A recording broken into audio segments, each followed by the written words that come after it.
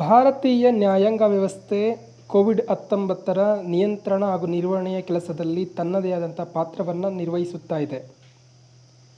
ಕೇಂದ್ರ ಹಾಗೂ ರಾಜ್ಯ ಸರ್ಕಾರಗಳು ನಡುವೆ ಬರುವಂಥ ಭಿನ್ನಮತಗಳನ್ನು ಪರಿಹರಿಸುವ ಮುಖಾಂತರ ನ್ಯಾಯಾಂಗ ವ್ಯವಸ್ಥೆಯು ಉತ್ತಮವಾದ ಕೆಲಸ ಮಾಡುತ್ತಿದೆ. ಕರ್ನಾಟಕ ಹೈಕೋರ್ಟ್ ಕೇಂದ್ರ ಸರ್ಕಾರಕ್ಕೆ 965 ಟನ್ಗಳಿಗೆ ಬದಲಾಗಿ 1200 ಟನ್ಗಳಷ್ಟು ವೈದ್ಯಕೀಯ ಆಮ್ಲಜನಕವನ್ನು ಕರ್ನಾಟಕಕ್ಕೆ ನೀಡಬೇಕು ಎನ್ನುವ ಆದೇಶವನ್ನು ನೀಡಿತ್ತು. ಈ ಆದೇಶವನ್ನು ರದ್ದು ಕೋರಿ ಸಾಲಿಸಿಟರ್ ಜನರಲ್ ಮುಖಾಂತರ ಕೇಂದ್ರ ಸರ್ಕಾರ ಸುಪ್ರೀಂ ಕೋರ್ಟ್ ಮೆಟ್ಟಿಲೇರಿತ್ತು. ಈ ವಿಚಾರವಾಗಿ ತನ್ನ ಆದೇಶವನ್ನು ನೀಡುತ್ತೇನೆ ಎಂದು ಸುಪ್ರೀಂ ಕೋರ್ಟ್ ತಿಳಿಸಿದೆ. ಹಾಗೂ 3ನೇ ಅಲೆಗೆ ಸಿದ್ಧತೆ ಏನು ಮಾಡಿಕೊಂಡಿವಿರಿ ಎಂದು ಕೇಂದ್ರ ಸರ್ಕಾರಕ್ಕೆ ಸುಪ್ರೀಂ ಕೋರ್ಟ್ ಕೇಳಿದೆ.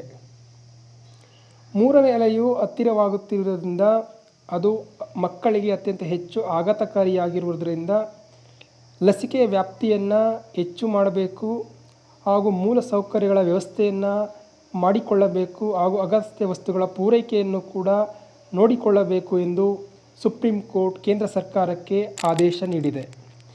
ಜೊತೆಗೆ ಆಸ್ಪತ್ರೆಗಳಲ್ಲಿ ಆಮ್ಲಜನಕ ಸಹಾಯವಾಣಿ ಮಾಹಿತಿ. ಕರ್ನಾಟಕ ಹೈಕೋರ್ಟ್ ಆಸ್ಪತ್ರೆಗಳಲ್ಲಿ ಆಮ್ಲಜನಕ ಸಹಾಯವಾಣಿ ಮಾಹಿತಿಯನ್ನು ಕೇಂದ್ರೀಕೃತವಾಗಿ ವ್ಯವಸ್ಥೆ ಮಾಡಬೇಕು ಹಾಗೂ ಕೋವಿಡ್ ಪೇಷಂಟ್ಗಳು, ಕೋವಿಡ್ ರೋಗಿಗಳು ಎಲ್ಲೆಲ್ಲಿ ಚಿಕಿತ್ಸೆ ಪಡೆಯುತ್ತಿರುತ್ತಾರೆ ಆ ಆಸ್ಪತ್ರೆಗಳಲ್ಲೆಲ್ಲ ಆಮ್ಲಜನಕ ಸಹಾಯವಾಣಿ ಮಾಹಿತಿಯನ್ನು ನೀಡುವ ವ್ಯವಸ್ಥೆ ಆಗಬೇಕು ಎಂದು ಕರ್ನಾಟಕ ಹೈಕೋರ್ಟ್ ಕರ್ನಾಟಕ ಸರ್ಕಾರಕ್ಕೆ ತಿಳಿಸಿದೆ. ಮಲೆನಾಡಿನ ಮಾಯಾಮೃಗ ಶಿಕಾರಿ ಗ್ರಾಮ ಸಾಮೂಹಿಕ ಭೂಮಿ ಒತ್ತುವರಿ ಆಗುತ್ತಿರುವುದರ ಬಗ್ಗೆ ಈ ಒಂದು ವಿಶ್ಲೇಷಣೆಯನ್ನು ನೀಡಲಾಗಿದೆ. ಈ ಒಂದು ವಿಶ್ಲೇಷಣೆಯಲ್ಲಿ ಪ್ರಮುಖವಾಗಿ ಮಲೆನಾಡಿನ ಬಗ್ಗೆ, ಮಲೆನಾಡಿನಲ್ಲಿರ್ತಕ್ಕಂಥ ನೈಸರ್ಗಿಕ ಸಂಪನ್ಮೂಲಗಳ ಅವೈಜ್ಞಾನಿಕ ಬಳಕೆಯ ಬಗ್ಗೆ ವಿಶೇಷವಾದಂಥ ಗಮನವನ್ನು ನೀಡಲಾಗಿದೆ. ಮಲೆನಾಡಿನಲ್ಲಿ ಮೀನುಗಾರಿಕೆ, ತೋಟಗಾರಿಕೆ ಹಾಗೂ ಕೃಷಿ, ಜೇನು ಸಾಕಣೆ ಮುಂತಾದ ಒಂದು ಕೃಷಿ ಚಟುವಟಿಕೆಗಳಲ್ಲಿ ನಡೆಯುತ್ತಿದ್ದು ಈ ಒಂದು ಮಲೆನಾಡಿನಲ್ಲಿರ್ತಕ್ಕಂಥ ಅವೈಜ್ಞಾನಿಕ ನೈಸರ್ಗಿಕ ಸಂಪನ್ಮೂಲಗಳ ಬಳಕೆ ಆಗುತ್ತಿರೋದ್ರಿಂದ ಇಲ್ಲಿ ಈ ಒಂದು ಕಠಿಣವಾದಂಥ ಒಂದು ಕೆಟ್ಟ ದುಷ್ಪರಿಣಾಮ ಅಲ್ಲಿರ್ತಕ್ಕಂಥ ಜೀವ ವ್ಯವಸ್ಥೆಯ ಮೇಲೆ ಆಗ್ತಾ ಇದೆ ಹಾಗೂ ಜನರ ಜೀವನದ ಮೇಲೆ ಆಗ್ತಾ ಇದೆ ಅನ್ನುವಂಥ ವಿಚಾರವನ್ನು ಈ ಒಂದು ವಿಶ್ಲೇಷಣೆಯಲ್ಲಿ ತಿಳಿಸಲಾಗಿದೆ. ಇದು ಬಡತನ ಹಾಗೂ ಜನರ ಸಾಮಾಜಿಕ ಜೀವನದ ಮೇಲೆ ಅತ್ಯಂತ ಕೆಟ್ಟ ಪರಿಣಾಮ ಬೀರುತ್ತಿದೆ. ಹಾಗೂ ಇದರ ಜೊತೆಯಲ್ಲಿ ಒಂದು ಸಾಮೂಹಿಕ ಭೂಮಿ ಏನು ನಡೀತಾ ಇದೆ, ಸಾಮೂಹಿಕ ಭೂಮಿಯ ದುರ್ಬಳಕೆ, ನಮ್ಮ ಕಾನೂನು ವ್ಯವಸ್ಥೆ ಹಾಗೂ ನಿಯಮಗಳು ಮತ್ತು ಭ್ರಷ್ಟಾಚಾರ ಹಾಗೂ ಆಡಳಿತ ದುರ್ಬಳಕೆ, ಈ ಒಂದು ವ್ಯವಸ್ಥೆಯ ಮುಖಾಂತರ ಸಾಮೂಹಿಕ ಭೂಮಿಯ ದುರ್ಬಳಕೆ ಆಗ್ತಾ ಇದೆ. 2 ರೀತಿಯ ಸಾಮೂಹಿಕ ಭೂಮಿಯ ದುರ್ಬಳಕೆ ಆಗುತ್ತಾ ಇದೆ. ಆ 2 ರೀತಿ ಯಾವುದಪ್ಪ ಅಂದರೆ ಉದ್ಯಮ ಹಾಗೂ ಅಭಿವೃದ್ಧಿಯ ವಿಚಾರವಾಗಿ ಯೋಜನೆಗಳಿಗೆ ಸಾಮೂಹಿಕ ಭೂಮಿಯನ್ನು ಸರ್ಕಾರವು ವಿವೇಚನೆ ಇಲ್ಲದೆ ನೀಡುತ್ತಿರುವುದು, ಅವು ಗಣಿಗಾರಿಕೆ, ಏಕಸಸ್ಯ ನೆಡುತೋಪು, ಕೈಗಾರಿಕೆ, ವಾಣಿಜ್ಯ ಬಡಾವಣೆ ಹೀಗೆ ಮುಂತಾದಂಥ ಕಾರ್ಯಕ್ರಮಗಳಿಗೆ ಯಾವುದೇ ರೀತಿ ವಿವೇಚನೆ ಇಲ್ಲದೆ ಸಾಮೂಹಿಕ ಭೂಮಿಯನ್ನು ನೀಡುತ್ತಿರುವುದರಿಂದ ಒಂದು ಸಾಮೂಹಿಕ ಭೂಮಿಯ ವ್ಯಾಪ್ತಿ ಕಡಿಮೆಯಾಗುತ್ತಿದೆ. ಸಾಮೂಹಿಕ ಭೂಮಿಯ 2ನೇ ಕಾರಣ ಅಂದರೆ ಕಡಿಮೆ ಆಗೋದಕ್ಕೆ ಕಾರಣ ಅಂದರೆ ಸಾಮೂಹಿಕ ಸಂಪತ್ತನ್ನು ಖಾಸಗಿ ಆಸ್ತಿಯನ್ನಾಗಿ ಪರಿವರ್ತನೆ ಆಗ್ತಾ ಇದೆ. ಈ ಬಲಾಢ್ಯರು ಸುಳ್ಳು ದಾಖಲೆಗಳನ್ನು ಸೃಷ್ಟಿ ಮಾಡಿ ಹಕ್ಕುಪತ್ರಗಳನ್ನು ಪಡಿತಾ ಇದ್ದಾರೆ. ಏನು ಬಗರ್ ಹುಕುಂ ಯೋಜನೆಯನ್ನು ದುರ್ಬಳಕೆ ಮಾಡಿಕೊಳ್ತಾ ಇದ್ದಾರೆ. ಬಗರ್ ಹುಕುಂ ಯೋಜನೆ ಎಂದರೆ ತಲೆಮಾರುಗಳಿಂದ ಉಳುಮೆ ಮಾಡಿಯೂ ಭೂ ಒಡೆತನ ಇರದ ಬಡವರಿಗಾಗಿ ರೂಪಿಸಿದ ಯೋಜನೆಯೇ ಬಗರ್ ಹುಕುಂ ಯೋಜನೆ. ಆ ಒಂದು ಯೋಜನೆಯನ್ನೇ ತಿರುಚಿ ಅದರಲ್ಲಿರ್ತಕ್ಕಂಥ ಲೋಪದೋಷಗಳನ್ನು ಬಳಸಿಕೊಂಡು ಈ ಬಲಾಢ್ಯರು, ಅನುಕೂಲಸ್ಥರು, ಶ್ರೀಮಂತರು ತಮ್ಮ ಹೆಸರಿಗೆ ತಮ್ಮ ಸ್ವಂತಕ್ಕೆ ಹಕ್ಕುಪತ್ರಗಳನ್ನು ಸೃಷ್ಟಿ ಮಾಡಿ ಸುಳ್ಳು ದಾಖಲೆಯನ್ನು ನೀಡಿ ಸಾಮೂಹಿಕ ಭೂಮಿಯನ್ನು ಕಬಳಿಕೆ ಮಾಡ್ತಾ ಇದ್ದಾರೆ ಅಂತ ತಿಳಿಸ್ತಾ ಇದ್ದಾರೆ. ಸಾಮೂಹಿಕ ಭೂಮಿಯು ಏನು ಜನರ ಜೀವನ ಮಟ್ಟ, ಜೀವನ ಸುಧಾರಣೆಗೆ ಬಳಕೆ ಮಾಡೋದಕ್ಕಾಗಿ ಜಾನುವಾರುಗಳಿಗೆ, ಹೈನುಗಾರಿಕೆಗೆ ಮೇವಿನ ವ್ಯವಸ್ಥೆಯಾಗಿರ್ಬೋದು, ಅಥವಾ ಏನು ನೀರಿನ ಮಟ್ಟ, ಏನು ಜಲಸಂಪನ್ಮೂಲ ವ್ಯವಸ್ಥೆ, ನಮ್ಮ ಏನು ಅಂತರ್ಜಲದ ಮಟ್ಟವನ್ನು ಏರಿಸೋದಕ್ಕೆ, ಹೆಚ್ಚು ಮಾಡೋದಕ್ಕೆ ಸಾಮೂಹಿಕ ಭೂಮಿ ಒಂದು ರೀತಿಯ ಅನುಕೂಲವಾಗಿರುತ್ತೆ. ಅದರ ಜೊತೆಗೆ ಏನು ಕಾಡು ಹಾಗೂ ನಾಡಿನ ಜನರು ಮತ್ತು ಕಾಡಿನ ಪ್ರಾಣಿಗಳ ನಡುವೆ ಒಂದು ಹಸಿರು ಬೇಲಿಯಾಗಿ ಸಾಮೂಹಿಕ ಭೂಮಿಯು ಕೆಲಸ ಮಾಡುತ್ತದೆ. ಇವುಗಳ ಮಧ್ಯೆ ಏನು ಜನರು ಹಾಗೂ ಪ್ರಾಣಿಗಳ ನಡುವೆ ಆಗತಕ್ಕಂಥ ಘರ್ಷಣೆಯನ್ನು ಕಡಿಮೆ ಮಾಡುವಂಥ ಕೆಲಸವನ್ನು ಕೂಡ ಸಾಮೂಹಿಕ ಭೂಮಿಯು ಮಾಡುತ್ತದೆ. ಅದರ ಜೊತೆಗೆ ನೈಸರ್ಗಿಕ ಸಂಪತ್ತು, ಪ್ರಾಣಿಗಳಿಗೆ, ಪಶುಗಳಿಗೆ ಒಂದು ಕುಡಿಯುವ ನೀರಿನ ವ್ಯವಸ್ಥೆ ಇರ್ಬೋದು, ಅವಳಿಗೆ ಬದುಕುವಂಥ ಶಕ್ತಿ ಇರ್ಬೋದು, ಹಾಗೂ ಒಂದು ಜೈವ ಸಂಪನ್ಮೂಲ ಅಂದರೆ ವಿವಿಧ ತಳಿಯ ಸಸ್ಯ ಮೂಲಗಳು, ಸಂಪನ್ಮೂಲಗಳನ್ನು ರಕ್ಷಣೆ ಮಾಡೋದಕ್ಕೆ ಸಾಮೂಹಿಕ ಭೂಮಿಯು ಒಂದು ಉಪಾಯವಾಗಿದೆ ಹಾಗೂ ಒಂದು ನೆರವನ್ನು ನೀಡುತ್ತೆ. ಅಂತಹ ಒಂದು ಸಾಮೂಹಿಕ ಭೂಮಿಯನ್ನು ಕಾಪಾಡಿಕೊಳ್ಳೋದು ಒಂದು ಸರ್ಕಾರದ ನಮ್ಮೆಲ್ಲರ ಹೊಣೆ ಎನ್ನುವ ಒಂದು ವಿಶ್ಲೇಷಣೆಯನ್ನು ತಿಳಿಸಿದ್ದಾರೆ. ಇದರ ಜೊತೆಗೆ ಏನು ಡೀಮ್ಡ್ ಅರಣ್ಯ ಅಂತ ಏನು ಹೇಳ್ತಿದ್ದೀವಿ, 2010ರಲ್ಲಿ 10 ಲಕ್ಷ ಹೆಕ್ಟೇರ್ ಡೀಮ್ಡ್ ಅರಣ್ಯ ಇತ್ತು. ಅದು 2017ರ ಹೊತ್ತಿಗೆ 3.3 ಲಕ್ಷ ಹೆಕ್ಟೇರ್ ಆಗಿದೆ ಎಂದು ಸರ್ಕಾರನೇ ತಿಳಿಸಿದೆ. ಅಂದರೆ ಕನಿಷ್ಠ 6.4 ಲಕ್ಷ ಹೆಕ್ಟೇರ್ ಡೀಮ್ಡ್ ಅರಣ್ಯ ಪ್ರದೇಶ ಕಡಿಮೆ ಆಗಿದೆ ಕೇವಲ 7 ವರ್ಷಗಳ ಅಂತರದಲ್ಲಿ. ಅಂದರೆ ಈ ರೀತಿಯ ಮುಂದುವರೆದರೆ ಮುಂದಿನ ದಿನಗಳಲ್ಲಿ ಏನು ಸರ್ಕಾರಿ ಜಮೀನು ಅಂದರೆ ಸಾಮೂಹಿಕ ಭೂಮಿ ಹಾಗೂ ಡೀಮ್ಡ್ ಅರಣ್ಯ ಪ್ರದೇಶ ಅದರ ಒಂದು ವ್ಯಾಪ್ತಿ ಕಡಿಮೆಯಾಗಿ ಏನು ನಾವು ಸರ್ಕಾರದ ಜಮೀನು ಅಂದರೆ ಜನರಿಗೆ ಸೇರಬೇಕಾಗಿರೋದು, ಒಂದು ಎಲ್ಲ ಸಾರ್ವಜನಿಕ ಸೇರಬೇಕಾಗಿರ್ತಕ್ಕಂಥ ಒಂದು ಸಂಪತ್ತು ಕೇವಲ ಕೆಲವರಿಗೆ ಮಾತ್ರ ಸೇರುತ್ತಾ ಇರೋದ್ರಿಂದ ಮುಂದಿನ ದಿನಗಳಲ್ಲಿ ಆ ಒಂದು ಸಾಮಾಜಿಕ ಕಳಕಳಿಗೆ ಬಳಸುವಂಥ ಒಂದು ಜಮೀನು ಇಲ್ಲದೇ ಆಗಿರುತ್ತೆ ಅನ್ನೋ ಒಂದು ತಿಳುವಳಿಕೆಯನ್ನು ಈ ಒಂದು ವಿಶ್ಲೇಷಣೆಯಲ್ಲಿ ನಾವು ನೋಡ್ಬೋದು.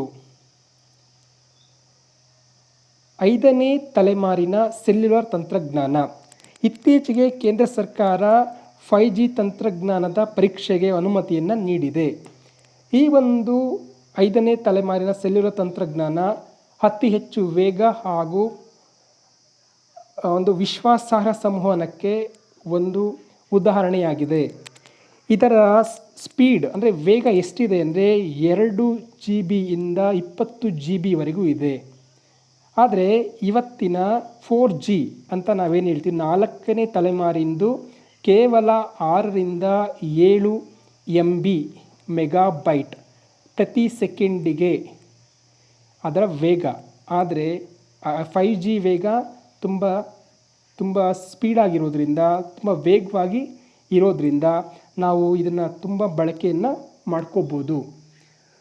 ಉಪಯೋಗ ಎಲ್ಲೆಲ್ಲಿ ಮಾಡ್ಕೋತಿದ್ದೀವಿ 4G ಅಂದರೆ ಟೆಲಿಮೆಡಿಸಿನ್, ಟೆಲಿ ಎಜುಕೇಷನ್, ಚಾಲಕರಹಿತ ಕಾರು, ಡ್ರೋನ್ ಆಧಾರಿತ ಕೃಷಿ ವ್ಯವಸ್ಥೆ ಇರ್ಬೋದು, ಬಾಹ್ಯಾಕಾಶ ತಂತ್ರಜ್ಞಾನ ಇರ್ಬೋದು, ರಕ್ಷಣಾ ವ್ಯವಸ್ಥೆ ಇರ್ಬೋದು, ಹಾಗೂ ಇನ್ನಿತರ ಅಗ್ರಿ ಅಂದರೆ ಟೆಲಿ ಅಗ್ರಿ ಅಂದರೆ ದೂರ ಸಂಪರ್ಕ ಸಂವಹನ ಆಧಾರಿತ ಒಂದು ವ್ಯವಸಾಯ ಇರೋದು ಮಾಡುವಂಥ ಒಂದು ಅವಕಾಶ ಇದೆ. ಇದರಿಂದ ನಾವು ವೇಗವಾಗಿ ಸಂವಹನ ಮಾಡ್ಬೋದು. ಹಾಗೆ ಕಡಿಮೆ ಸಮಯನ ಬಳಸ್ಕೊಳ್ಳೋದ್ರಿಂದ ತುಂಬ ವೇಗವಾಗಿ ತಮ್ಮ ಚಟುವಟಿಕೆಗಳನ್ನು ಮಾಡ್ಬೋದು. ಇಲ್ಲಿ 5ನೇ ತಲೆಮಾರಿನ ತಂತ್ರಜ್ಞಾನದಲ್ಲಿ 3 ಬ್ಯಾಂಡ್ಗಳು ಬರುತ್ತೆ. 3 ಬ್ಯಾಂಡ್ಗಳು ಯಾವ್ಯಾವಪ್ಪ ಅಂದರೆ, ಒಂದು ಕಡಿಮೆ ಬ್ಯಾಂಡ್, ಇನ್ನೊಂದು ಮಧ್ಯಮ ಬ್ಯಾಂಡ್, ಇನ್ನೊಂದು ಅಧಿಕ ಬ್ಯಾಂಡ್ ಅಂತ ಹೇಳ್ತೀವಿ. ಕಡಿಮೆ ಬ್ಯಾಂಡಲ್ಲಿ 100 MB ಸ್ಪೀಡ್ ಇದ್ದರೆ, ಮಧ್ಯಮದಲ್ಲಿ ಇದಕ್ಕಿಂತ ಸ್ವಲ್ಪ ಕಡಿಮೆ ಬ್ಯಾಂಡಿನ ಸ್ವಲ್ಪ ವೇಗ ಜಾಸ್ತಿ ಇರುತ್ತೆ, ಹಾಗೂ ಅಧಿಕ ಬ್ಯಾಂಡಲ್ಲಿ 20 GB, ಗರಿಷ್ಠ 20 GB ಇರುತ್ತೆ. ಇದು ಕೇವಲ ಅತಿ ಕಡಿಮೆ ಇಂಟರ್ನೆಟ್ ಉಪಯೋಗ ಮಾಡ್ತಕ್ಕಂಥ ಮೊಬೈಲ್ ಬಳಕೆದಾರರಿಗೆ ಕಡಿಮೆ ಬ್ಯಾಂಡ್ ಬೇಕಾಗಿದ್ದು ಬಳಕೆ ಮಾಡಬಹುದಾಗಿದೆ. ಮಧ್ಯಮ ಬ್ಯಾಂಡು ಒಂದು ನಿರ್ದಿಷ್ಟವಾದ ಉದ್ಯಮಗಳಲ್ಲಿ ಬಳಸುವಂಥದ್ದು ಇರ್ಬೋದು, ಕಾರ್ಖಾನೆಗಳಲ್ಲಿ ಬಳಸೋದಕ್ಕೆ ಮಧ್ಯಮ ಬ್ಯಾಂಡನ್ನು ಬಳಸ್ತೀವಿ. ಈ ಒಂದು 20 GB ಬ್ಯಾಂಡನ್ನು ರಕ್ಷಣಾ ವಲಯ, ಬಾಹ್ಯಾಕಾಶ ವ್ಯವಸ್ಥೆಯಲ್ಲಿರ್ಬೋದು, ತುರ್ತು ವ್ಯವಸ್ಥೆಗಳಲ್ಲಿ ಅಧಿಕ ಬ್ಯಾಂಡನ್ನು ಬಳಸ್ಕೋಬಹುದು. ಈಗ ನಾವು ಒಂದು ಭಾರತೀಯ ಸಂಸ್ಥೆಗಳಿಗೆ ಮಾತ್ರನೇ ಕೇಂದ್ರ ಸರ್ಕಾರ ಒಂದು ಪರೀಕ್ಷೆ ಮಾಡೋದಕ್ಕೆ ಅವಕಾಶ ನೀಡಿದೆ. ಚೈನಾ ಕಂಪ್ನಿಗಳನ್ನು ಹೊರಗಿಟ್ಟಿದೆ. ದುಬಾರಿ ದರ ಅಂದರೆ ಭಾರತೀಯ ದೂರಸಂಪರ್ಕ ನಿಯಂತ್ರಣ ಪ್ರಾಧಿಕಾರವು ಸರ್ಕಾರಕ್ಕೆ ಶಿಫಾರಸು ಮಾಡಿದ್ದೆ ಏನಂತ, ಪ್ರತಿ ಗಿಗಾಹರ್ಟ್ಸ್ ತರಂಗಾಂತರಕ್ಕೆ 492 ಕೋಟಿ, ಅಂದರೆ ಪ್ರತಿ ಗಿಗಾಹರ್ಟ್ಸ್ ತರಂಗಾಂತರಕ್ಕೆ 492 ಕೋಟಿಯನ್ನು ನಿಗದಿ ಮಾಡಬಹುದು ಅಂತ ಟ್ರಾಯ್ ಸರ್ಕಾರಕ್ಕೆ ಒಂದು ತಿಳಿಸಿದೆ. ಇದರಿಂದ ಈ ಒಂದು ದುಬಾರಿ ದರ ಆಗೋದ್ರಿಂದ ಮೊಬೈಲ್ ಸೇವಾ ಕಂಪನಿಗಳು ಆ ಒಂದು ದರವನ್ನು ಮೊಬೈಲ್ ಬಳಕೆದಾರರಿಂದ ವಸೂಲಿ ಮಾಡೋದ್ರಿಂದ ಅಂತಿಮವಾಗಿ ಇದು ಜನರ ಮೇಲೆ ದುಬಾರಿಯಾಗುತ್ತೆ. ಜನರೇ ಆ ಹಣವನ್ನು ಕಟ್ಟಬೇಕಾಗತ್ತೆ. ಮುಂದಿನ ದಿನಗಳಲ್ಲಿ 5G ತಂತ್ರಜ್ಞಾನ ಅತ್ಯಂತ ಹೆಚ್ಚು ಆಗುತ್ತೆ ಅಂತ ಹೇಳ್ಬಿಟ್ಟು ಈ ಒಂದು ವಿಶ್ಲೇಷಣೆ ಮಾಡಲಾಗಿದೆ. ಇತ್ತೀಚೆಗೆ ಚುನಾವಣಾ ಆಯೋಗವು ಮಾಧ್ಯಮಗಳು ತನ್ನ ವರ್ಚಸ್ಸಿಗೆ ಧಕ್ಕೆ ಬಂದಿದೆ, ಆ ರೀತಿಯಾದಂತಹ ಒಂದು ವರದಿಯನ್ನು ಮಾಡಿದೆ ಅಂತ ಹೇಳ್ಬಿಟ್ಟು ಸುಪ್ರೀಂ ಕೋರ್ಟಿನ ಮೆಟ್ಟಿಲನ್ನು ಹೇರಿರುತ್ತೆ. ಇದಕ್ಕೆ ಕಾರಣ ಹಿನ್ನೆಲೆ ಏನಪ್ಪ ಅಂದರೆ, ಮದ್ರಾಸ್ ಹೈಕೋರ್ಟು ಚುನಾವಣಾ ಆಯೋಗವೇ ಕೋವಿಡ್ ಹರಡಲು ಪ್ರಮುಖ ಕಾರಣ ವಹಿಸಬೇಕಾಗುತ್ತದೆ, ಇದರಿಂದ ನಾವು ಒಂದು ಪ್ರಕರಣವನ್ನು ದಾಖಲಿಸಬಹುದು ಚುನಾವಣಾ ಆಯೋಗದ ವಿರುದ್ಧವಾಗಿ ಅನ್ನೋ ಒಂದು ಮೌಖಿಕ ಹೇಳಿಕೆಯನ್ನು ಮದ್ರಾಸ್ ಹೈಕೋರ್ಟ್ ನೀಡಿರುತ್ತೆ. ಈ ಒಂದು ಮೌಖಿಕ ಹೇಳಿಕೆಯನ್ನು ವರದಿಗಾರರು, ಮಾಧ್ಯಮ ಮಿತ್ರರು ವರದಿ ಮಾಡಿರ್ತಾರೆ. ಈ ಒಂದು ವರದಿಯಿಂದ ತನ್ನ ವರ್ಚಸ್ಸಿಗೆ ಧಕ್ಕೆ ಆಗಿದೆ ಅಂತ ಚುನಾವಣಾ ಆಯೋಗ ಸುಪ್ರೀಂ ಕೋರ್ಟನ್ನು ಮೆಟ್ಟಿಲೇರಿರುತ್ತೆ. ಇದಕ್ಕೆ ಉತ್ತರವಾಗಿ ಸುಪ್ರೀಂ ಕೋರ್ಟ್ ತಾನು ಈ ಒಂದು ವರದಿಗಾರಿಕೆಗೆ ನಿರ್ಬಂಧ ಹೇರೋದಿಲ್ಲ. ಯಾಕಪ್ಪ ಅಂದರೆ ಇದು ವಾಕ್ ಸ್ವಾತಂತ್ರ್ಯ ಹಾಗೂ ಅಭಿವ್ಯಕ್ತಿ ಸ್ವಾತಂತ್ರ್ಯವನ್ನು ಕಸಿದುಕೊಳ್ಳಲಿಕ್ಕೆ ಸಾಧ್ಯವಿಲ್ಲ. ಮಾಧ್ಯಮದವರಿಗೆ ವಾಕ್ ಸ್ವಾತಂತ್ರ್ಯ ಮತ್ತು ಅಭಿವ್ಯಕ್ತಿ ಸ್ವಾತಂತ್ರ್ಯ ಇದೆ, ಹಾಗೂ ಪ್ರಜೆಗಳಿಗೆ ಒಂದು ಅಭಿವ್ಯಕ್ತಿ ಸ್ವಾತಂತ್ರ್ಯ ಹಾಗೂ ಕೇಳುವ ಮತ್ತು ಕೇಳಿಸಿಕೊಳ್ಳುವ ನ್ಯಾಯಾಂಗ ಪ್ರಕ್ರಿಯೆ ಬಗ್ಗೆ ತಿಳಿದುಕೊಳ್ಳುವ ಮೂಲಭೂತ ಹಕ್ಕಾಗಿದ್ದು, ಜನಸಾಮಾನ್ಯರಿಗೆ ಒಂದು ಹಕ್ಕನ್ನು ನಾನು ಕಸಿದುಕೊಳ್ಳಲು ಸಾಧ್ಯ ಇಲ್ಲ ಎಂದು ಸುಪ್ರೀಂ ಕೋರ್ಟ್ ಇದೇ ವೇಳೆ ತಿಳಿಸಿದೆ. ಆದರೆ ಅದೇ ಸಮಯದಲ್ಲಿ ಹೈಕೋರ್ಟ್ ಮದ್ರಾಸ್ ಹೈಕೋರ್ಟ್ ಬಳಸಿರುವಂಥ ಭಾಷೆ ಕಠಿಣವಾಗಿದೆ, ಅಸಮರ್ಪಕವಾಗಿದೆ. ಮುಂದಿನ ದಿನಗಳಲ್ಲಿ ಈ ರೀತಿಯ ಭಾಷೆಯನ್ನು ಬಳಸೋದ್ರಿಂದ ಆ ಒಂದು ನ್ಯಾಯಾಂಗ ವ್ಯವಸ್ಥೆ ಬಗ್ಗೆ ತಪ್ಪು ಕಲ್ಪನೆ ಬರುತ್ತೆ ಎನ್ನುವ ಒಂದು ರೀತಿಯ ಹೇಳಿಕೆಯನ್ನು ಕೂಡ ಸುಪ್ರೀಂ ಕೋರ್ಟ್ ನೀಡಿದೆ. ಲಸಿಕೆಯ ಪೇಟೆಂಟ್ ರದ್ದು, ಅಮೆರಿಕ ಸಮ್ಮತಿ. ಕೋವಿಡ್ ವಿರುದ್ಧದ ಲಸಿಕೆಗೆ ಬೌದ್ಧಿಕ ಆಸ್ತಿ ಹಕ್ಕುಗಳ ಕಾಯ್ದೆಯಿಂದ ವಿನಾಯಿತಿ ನೀಡುವಂತೆ ಭಾರತ ಹಾಗೂ ದಕ್ಷಿಣ ಆಫ್ರಿಕಾ ದೇಶಗಳು ವಿಶ್ವ ವಾಣಿಜ್ಯ ಸಂಸ್ಥೆಗೆ ಸಲ್ಲಿಸಿರುವ ಪ್ರಸ್ತಾವನೆಗೆ ಅಮೆರಿಕ ಅಧ್ಯಕ್ಷ ಜೋ ಬಿಡೆನ್ ಅವರು ಸಮ್ಮತಿಯನ್ನು ನೀಡಿದ್ದಾರೆ.